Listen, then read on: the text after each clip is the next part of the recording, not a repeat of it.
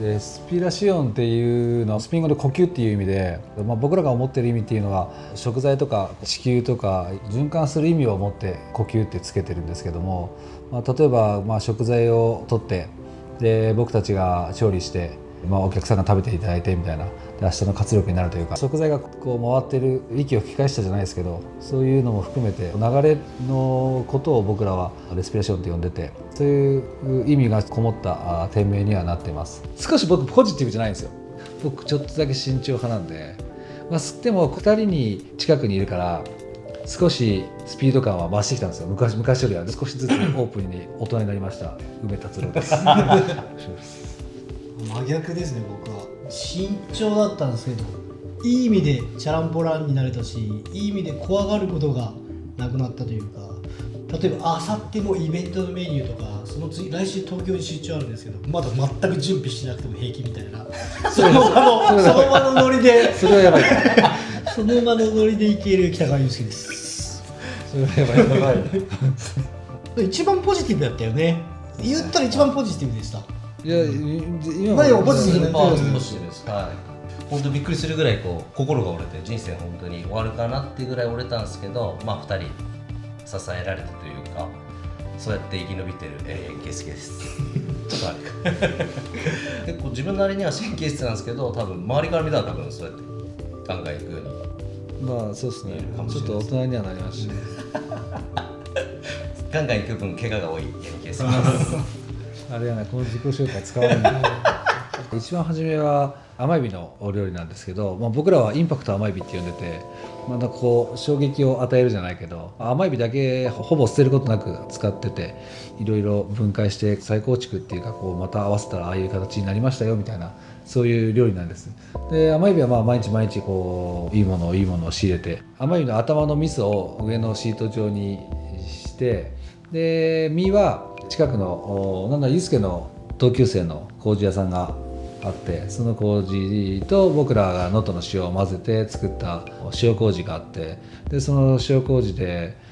中身の身をマリネして、あとは残った殻とか卵とかですね、それを乾燥させて粉末にして、下のタルトだったりその甘エビにまぶしたりとか、全部がほとんど余すことなく甘エビを使ってるんですけど、それだけではなくてもう7年も8年も作り続けてるんで、変えてきたこともたくさんあって、例えば大きさだったりとかトータルの塩分濃度だったりとか、あとはわざとちょっと大きくして口にわざと頬張らさせて口に甘エビが広がる仕組みになったりとか、そういうのもいろいろ計算して作ったものです。今も向こうのような真似をして、今ここで日本の食材で日本の水で、なんならゲストも違うし、もちろん僕らが一瞬行っただけで育ってきたのはもちろんこっちだし、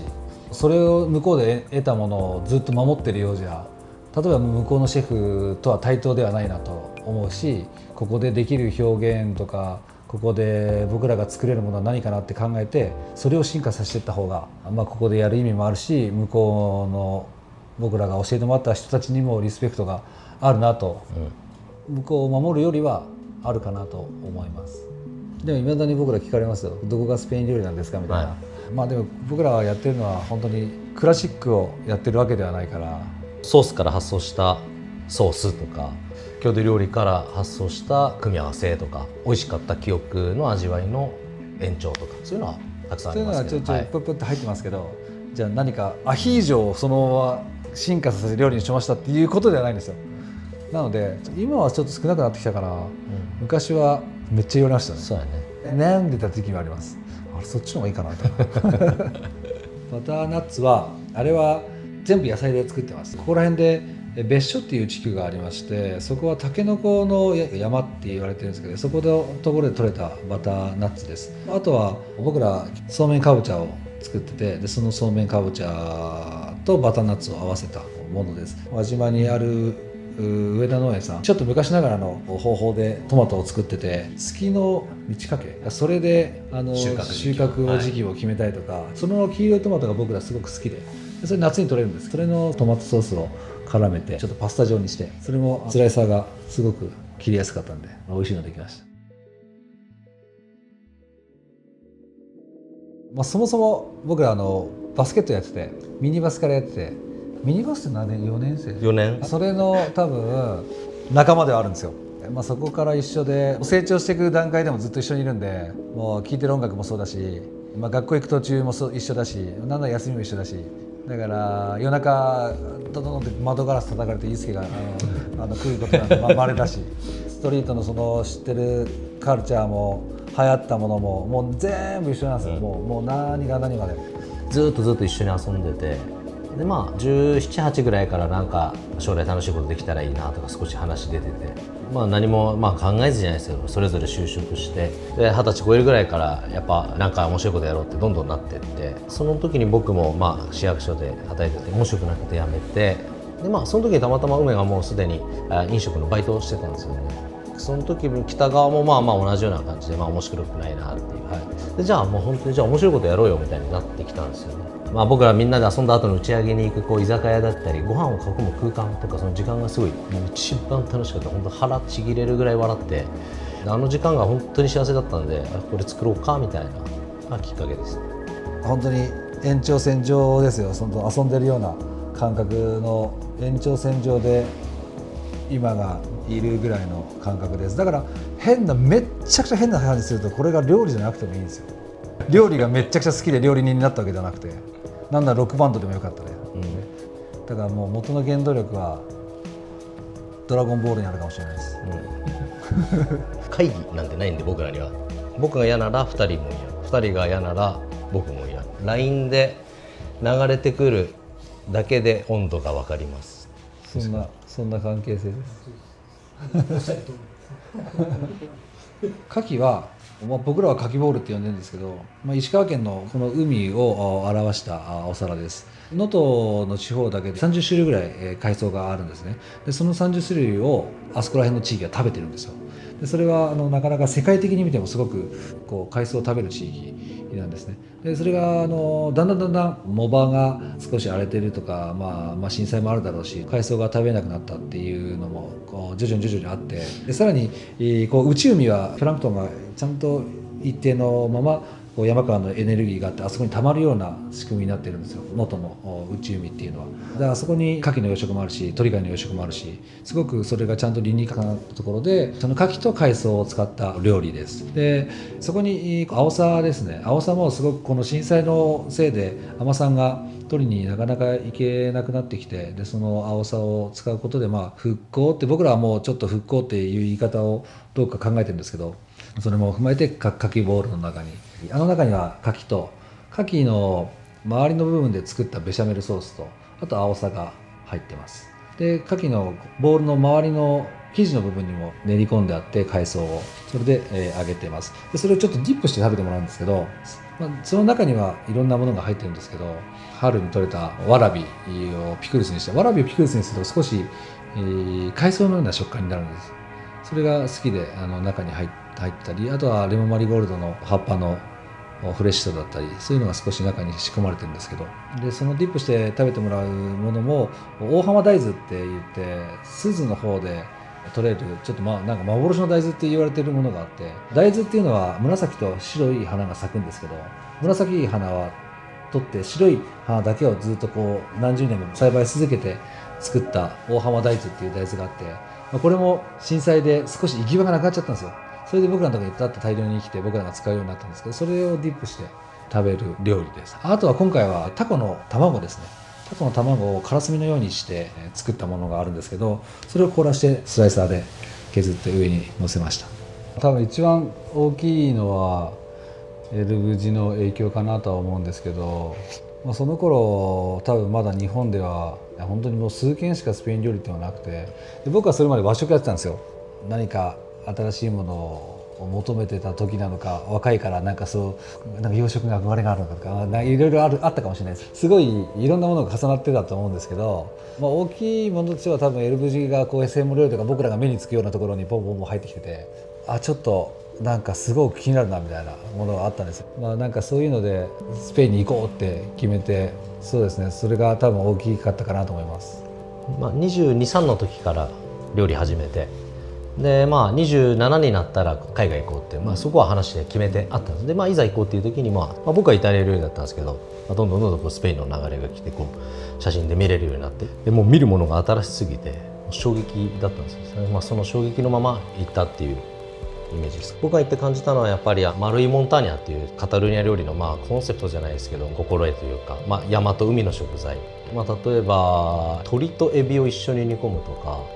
パエリア一つとっても動物性のものと海のもので、金沢にもやっぱり石川県には素晴らしい山と海があるなとかっていうのが一番心に残ってるし、今も大事にしてるとこかなっていう、僕はそんな感じです。舞茸のサブレなんですけど、舞茸を乾燥させて粉末にしたものをちょっとサブレ生地に練り込んで、そこにアギシという輪島に大村さんという方が七面鳥を育てるんですけど、その七面鳥のレバーペースト、それをサブレの上に乗せて、あとはオレンジの皮、それを乗せたものを一つご用意してます。でもう一つがムスになってるんですけど、一番下が舞茸のコンソメですね。そして今ちょっと美味しくなってきた冬芋のムース、あとそれの上には落花生の殻ですね、殻の部分で一度煮出して、そこにスコービを入れて作った落花生の殻の昆布茶が上に入ってます。金沢から少し能登の方にちょっと行くと高松というところにモンペイ柿という美味しい柿があるんですけど、この柿が入ってます。あとはもう一つは舞茸を焼いたものをご用意してるんですけど、舞茸自身はですね、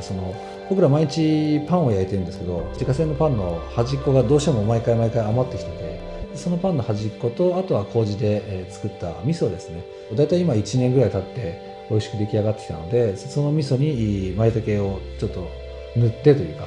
それを薪で焼いたものと、あとはその七面鳥の胸肉ともも肉と、あと少しレンコンを入れて、そういうつくねのようなものですね、それとあと味噌漬けの焼いた舞茸を乗せて、その3種類出してます。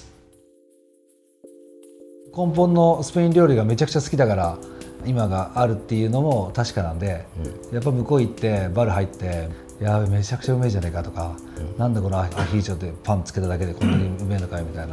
な、だからそういうのも残ってないと、ただただクリエイトしてってもそれは多分ちょっとまた違うから、ちゃんとそこも分かりつついろんなものをちゃんとうまいこと吸収できていけてるかなとは思ってます。だからしっかりしたバルもやりたいなっていうのもあってやってるっていうのもあります。金沢の繁華街で、スペインバルをやってるんですけど、レスピラシの梅とヤギがこ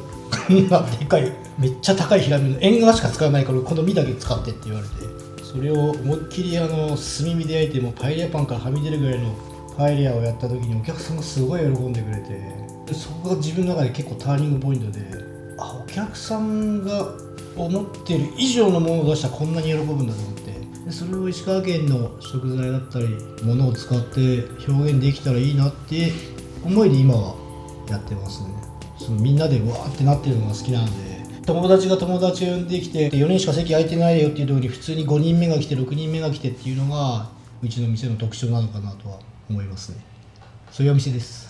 デザートは杉と抹茶を合わせたデザートで、この料理は僕らのすごい前に働いてたスタッフがいて、その子が考えたデザートで、亡くなっちゃったんですよ。めちゃくちゃいい子でめちゃくちゃできる子で、彼が最後に作った、僕らも大好きなデザートで、今もそれをなるべく海外のコラボとかにもなるべく持ってっているんですね。ムースの3層になってて、一番下はサワークリーム、そして、抹茶のムース、そしてミルクの、ババロアで杉のオイル、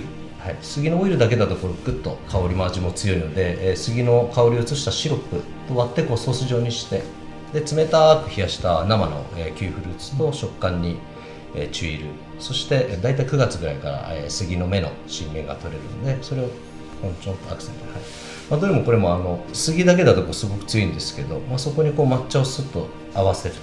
でもそれでも結構まだバランス取りは難しいところをミルク乳製品で少し角取ってコク出しながら爽やかさを出していくようなイメージで、食材に関しては今まで使わなかったものを使いたいなとか、そういう思いからできた一つかなと思うんですけど、でも新しいことに挑戦しているなっていう感覚とかもそういうとこはあるかなっていう、そんなデザートですね。地方で僕らはやってるんで、地方の食材を使うっていうことは、だんだん当たり前になってきているんですけど、金沢ってやっぱ寿司とか和食とか初めはすっごいめっちゃ苦労してて、スペイン料理で金沢で誰が来るんだよみたいな、もちろん僕らが求めたものもあるし、周りを見て時代を見てっていうのもあるし、お客さんの顔を見てこうした方がいいなこうした方がいいなとか、もっと食材を見て、生産者と話してもっと深く深く入り込んでいってで今のスタイルになりってはあって今でもずっと模索し続けてる最中なんで、たどり着いたところではあります。